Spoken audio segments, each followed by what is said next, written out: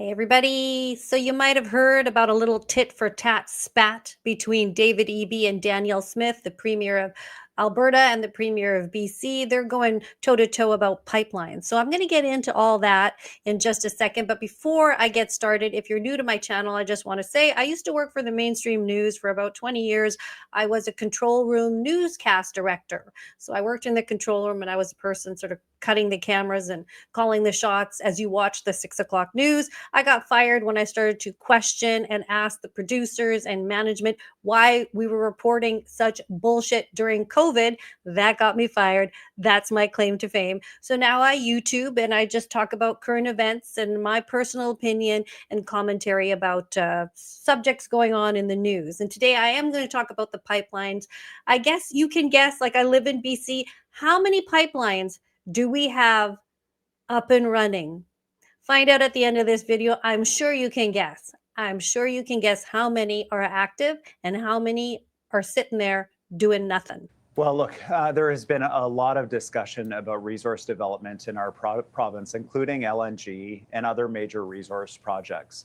And we are advancing those projects. We've got a lot of LNG pipelines. I'm going to talk more about that in a second. We're having hard conversations with a lot of British Columbians that are concerned about the impacts of fossil fuel infrastructure and so on. But we've got to grow our economy provincially and nationally. And to be blunt, if we don't do these projects, Donald Trump's going to put a giant plant in Alaska and sell to the same markets anyway. So let's lift up Indigenous people. Let's give people trades training. Let's deliver low carbon LNG to the world. We have a... Yes, Eby, you are not doing that. And it's been years. I know that you haven't been the premier for that long, but you are not doing that. The fictional Alberta Bitumen Pipeline project achieves literally none of these things. Doesn't have First Nations consent. Makes no financial or economic sense. It has no private proponent, no route, no private funding, and would cost taxpayers billions. The non-existent Alberta Pipeline project would put tens of billions of dollars in real BC projects and jobs at risk. And what are those real BC projects and what are those jobs? And you have already put billions at risks. I mean, the federal government and the provincial government for decades have been fanning around with pipelines that do not exist. So because he is blocking Danielle Smith is saying, this is very un-Canadian. She supports other provinces and other projects that they have. Are you Team Canada or are you not? And he is so hell-bent on going against her on this, despite how unpopular this decision is. Premier Eby obviously is really ramping up his criticism of your pipeline proposal, calling it a fantasy. So how are you going to deal with the politics of that, given that you feel so strongly against this idea? Well, I think Premier Eby's comments are un-Canadian and they're unconstitutional. I think that the Supreme Court has determined that the reason we have a country and have given trade and commerce power and control over ports and interprovincial infrastructure to the federal government is for exactly this reason, so that a parochial premier isn't able to block nation-building projects. So I think that the courts have been pretty clear on that. And I would hope that Prime Minister Mark Carney would realize it's his obligation to make sure that these kinds of projects get built.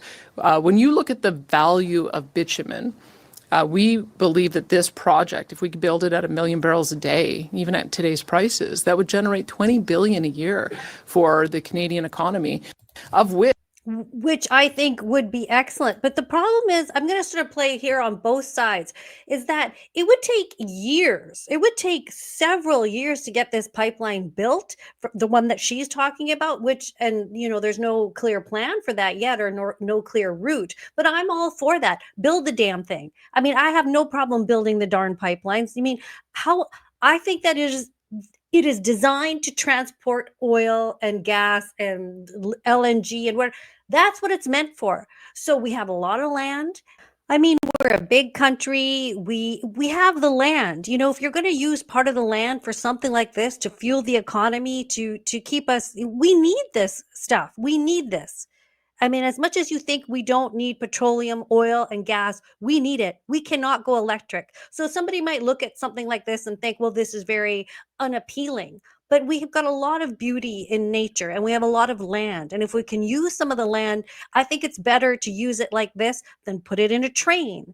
Remember Lac-Mégantic, a train can overturn. I think Exxon Valdez, tankers can overturn. So there's although how often does that happen? I think we pollute the oceans and the waters by throwing masks in there. All those stupid masks we wore. Good God. How many of that is floating around in the oceans? How damaging is that? How damaging is all the plastics that we put in the ocean? I don't hear First Nations up in arms about that, like some of the people, but a tanker?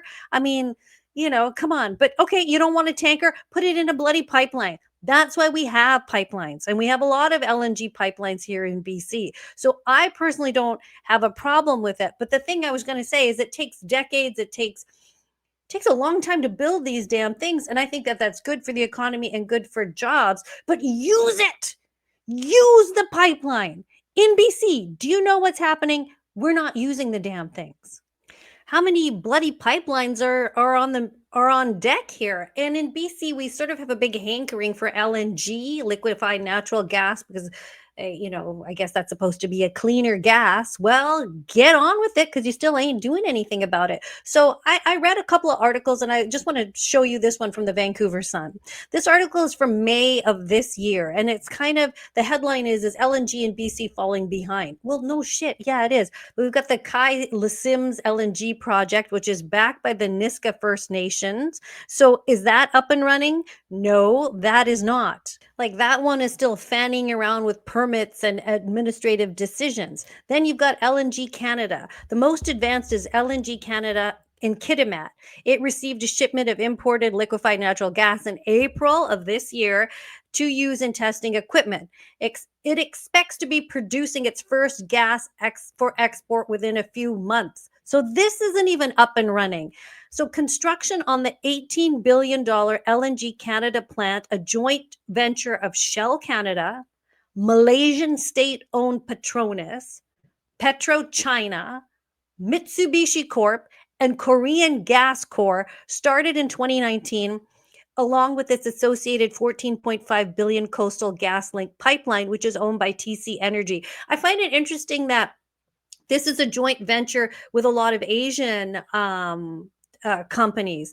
But be that as it may, I mean, also, the work is not being done in Canada for some of these pipelines. And then you've got Woodfibre. Okay, so Woodfibre LNG is a subsidiary of a Singapore headquartered Pacific Energy Corp. It received environmental approval for its 5.1 billion LNG proposal in 2015. My God, it's 10 years. What are they doing? The project consists of the Woodfibre LNG plant 7 kilometers south of Squamish on the west side of Howe Sound and on the former site of the Woodfibre pulp mill. So I guess there's no pulp mill there anymore. And the Eagle Mountain Pipeline, a 50-kilometer extension of FortisBC's pipeline network from Coquitlam. I kind of live near there, so I know that they're building this Eagle Mountain one, this Woodfibre one. This isn't even working, okay? They had proposed to have some sort of ship, like a flotel, so they could house more construction workers. Okay, go ahead, get this going. This isn't even going. Now there's Cedar LNG. So this one also, the thing about this one, this is not up and running, but some of the work is being done, like to build these platforms and stuff at shipyards in South Korea.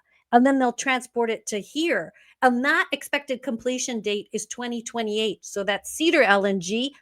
That's not working. Tilbury LNG, for those of you that live in BC or Lower Mainland, you'll know this is in Delta. So this Tilbury, I find it hard to say that, Tilbury LNG plant in Delta was opened in 1971. So they've gone through their little things, but suffice it to say that phase 2 projects remain under review by the Environmental Assessment Office. Construction would start in 2026. And so basically, none of this is being done. None of this is getting going. So as much as David Eby is like, oh, we got LNG and you got to think about the jobs here, and you got to think about, this is a fantasy pipeline. To me, this is all a fantasy pipeline. This is a pipeline grift, because they build all this stuff, spend billions of dollars, and nothing is really happening. There's only one that is really working, and that is not even up to capacity. That is the Trans Mountain Pipeline. Remember, Trudeau didn't want it, and then he did want it, and then he twinned it, and it's just like a massive, massive waste of money. So check out this report. This is from BNN Bloomberg TV. This is from last year. What do you make of yet another cost update tied to this expansion? It's just a sad story, really. You know, this project could have been done a decade ago, and it could have been done for a fraction of the price. It just continues to get worse. Obviously, the pandemic and all of the cost pressures that affected all of us have affected the Trans Mountain Pipeline. But this has just been, you know, basically just a terrible story for Canadian taxpayers. Hopefully, we earn some back in terms of tax revenues once this finally comes on stream. But again, we've lost more than a decade where we could have been, you know, profiting from more export opportunities. So I shake my head. You know, there's nothing to say. Wow. That's pretty damning. He shakes his head. There's nothing to say about this because we're so bloody wasteful. So basically, out of all these pipelines that are being built all over the province, we've only got one that's operational, and that is only fully operational since May 2024, operating at 82% capacity, and that is the Trans Mountain Pipeline. We're twinning it. I don't know what we're doing with it. But anyway, operating at 82% capacity in its first year with crude flowing to Westridge Marine Terminal for export to Asia, Washington State, and California. So basically, we've got one major operational pipeline going at 82%, and that is the Trans Mountain Pipeline. This is pathetic. This is why I think this is a pipeline grift. This sort of kowtowing to First Nations also blows my mind. The group representing First Nations along BC's coast say they will not support Alberta's pipeline proposal. Premier Danielle Smith says her government will act as a proponent for a pipeline to the northwest coast of BC. That region is currently under an oil tanker moratorium, something First Nations in the area pushed for after a major oil spill in 2016. So there was a spill in 2016. I mean, that's nearly 10 years ago. What is the water like now? How are things going now? Have things recovered? It's been a long time. You know, give us the results before you shut down something that could be economically viable for the whole country. I mean, okay, so here's the chief counselor. And you say not now, not ever at the prospect of a new pipeline to the northwest coast. Why? Why would we be listening to her anyway? Well, we've gone through years of consultation through the joint review panel process with Enbridge, and our position then was no. The risks were too great for our coastal communities, and that hasn't changed. The Prime Minister and his ministers have not said a flat no to a pipeline to the northwest coast, which I guess leaves open the possibility that the tanker ban could be lifted or amended in some capacity. Is that how you interpret it? I mean, what message did you take from that? Well, I mean, it is definitely out for interpretation. We haven't met with the Prime Minister. We have written him a letter and have not received a response back. But certainly, you know, our position, our stance on the oil tank moratorium is that it remain in place. It's policy and legislation that protects this region from an oil spill, and that is what we worked for decades to. So you've had one oil spill in the past 10 years. I mean, so now what? Do you get to really say that you're going to refuse to have this built? You're going to refuse the jobs that it would create when people are almost like suicidal in this country over the fact that they're not jobs, they're not good, high-paying jobs. Everybody's on strike. The liquor store, the posties, there are people that can't find jobs that are highly qualified. And the government is listening to this lady who doesn't look like she knows anything about business. I'm sorry, I'm not trying to like be offensive to her, but I'm not going to listen to her. She's just like, oh yeah, we got to protect the waters because we fought for this. And yeah, you do. What do you care about the waters? I think that's all just bullshit. I think people are polluting the waters in so many other ways. And that why, you know, I understand that it's posturing and it's political when our, you know, the NDP government sits there and goes, oh, well, the First Nations didn't like it, so we got to listen. I don't know why you even give a shit. You should just sort of work out your differences and then move on now. People really want to move on from this First Nations fatigue of getting nothing done in a way. I hope that doesn't sound like racist. I like First Nations people. I just don't like the fact that they have this sort of carte blanche over everything, and then it leads to bad business decisions. And I don't see what the government cares about people and what people think anyway. They certainly didn't care about what Canadians thought during COVID. They didn't give a toss about you if you had allergies, if you were pregnant. They forced you to do this, to live, to work, to operate your business, to live in normal society. We went through medical apartheid. It's quite obvious the governments, the WEF governments of the world don't care about you. They've been trained not to care about you. So I don't see why they care so much about this what the leaders have to say. I think I know why. You can put it in the comments, but you know what I'm talking about. Anyway, that's my thing. We have one working pipeline, one in all of BC. We have like 5 or 6 sitting around being built for years and years, not moving a damn thing, and the economy is still crumbling. Well, I hope I cheered you up with this video. I don't think I did, but if you like my channel, if you have any thoughts about this, please, follow me on YouTube. Anita K is how you find me on YouTube. And there it is. Thanks for watching. And we'll catch you in the next video. Talk to you soon.